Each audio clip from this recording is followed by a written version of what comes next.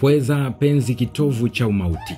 Yaani kwa upande wa pweza, swala la kutafuta watoto ndiyo tiketi ya kifo chao.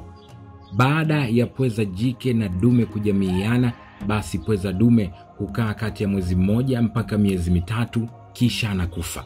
Na kwa upande wa pweza jike huatamia mayai bila kula wala kutoka kati ya miezi miwili, miezi 10 na wengine hufika mpaka miezi 54. Na baada ya hapo hufa pia kwa kudhoofika kwa njaa.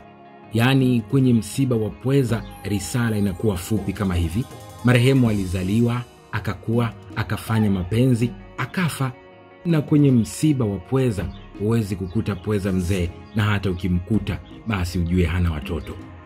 Nafahamu unajiuliza kuhusu wale pweza wa kwenye meza za kachori. Iko hivi: wale ni pweza wastaarabu, pweza wanaojitambua, pweza waliojitunza, ambao bado wana uvulana wao na usichana wao.